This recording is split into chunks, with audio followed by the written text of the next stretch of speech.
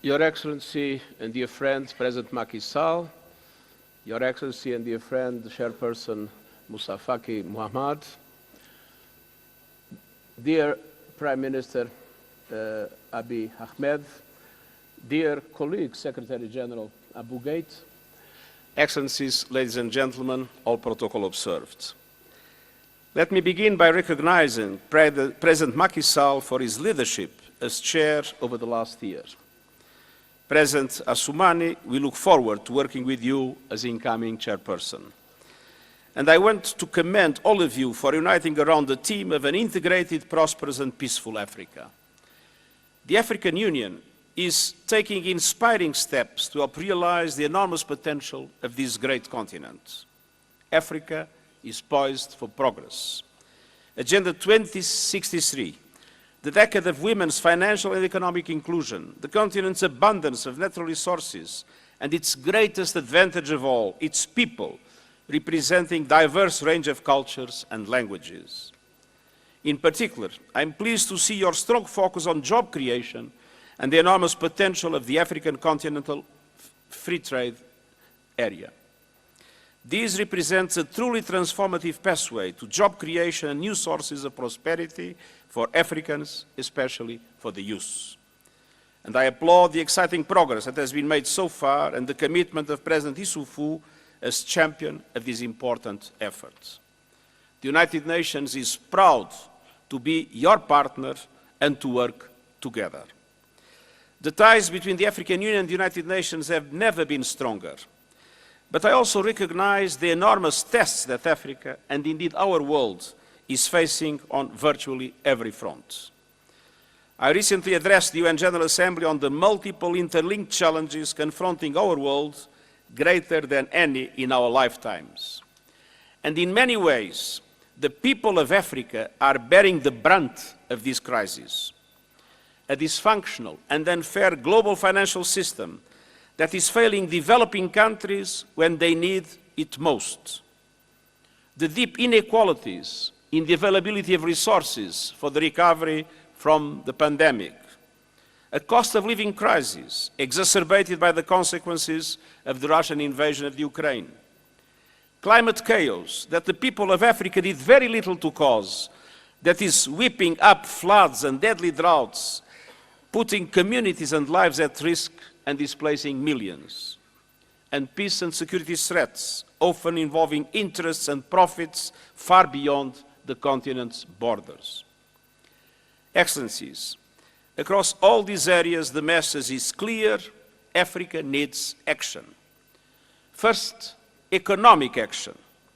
Africa is rich with potential, but it's not rich in global support. Investing in Africa pathways to prosperity requires finance, and developing countries are repeatedly left in the lurch. The global financial system routinely denies them debt relief and concessional financing while charging extortionate interest rates. As a result, vital systems are starved of investment, from health and education to green technology, social protection, and the creation of new sustainable jobs. Meanwhile, women and girls are still not receiving the support and the investment they need, and in the classroom, in the workplace, in civil society, and across political systems. African countries cannot invest in these critical areas and climb the development ladder with one hand tied behind their backs. I've called for a new Bretton Woods moment to radically transform the global financial architecture. The beating heart of this system, every decision mechanism and process should be centered in the needs of developing countries. They should have a far greater voice in global institutions, including financial institutions. The Security Council, the Bretton Woods system are typical examples where Africa is dramatically underrepresented. We need a new debt architecture that provides debt relief and restructuring to vulnerable countries, including middle-income countries, while providing immediate debt suspension and write-downs to countries in need. Multilateral development banks should transform their business model and accept a new approach to risk. And this includes massively leveraging their funds to attract greater flows of private capital into your countries.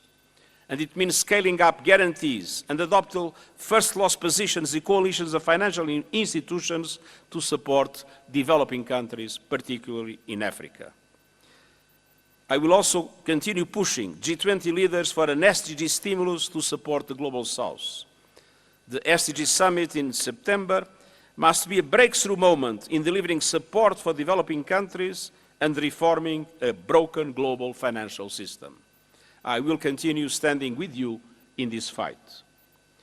Second, Africa needs climate action. The brutal injustice of climate change is on full display with every flood, drought, famine, and heat wave endured on this continent. The countries least responsible for this crisis are feeling its most devastating impacts.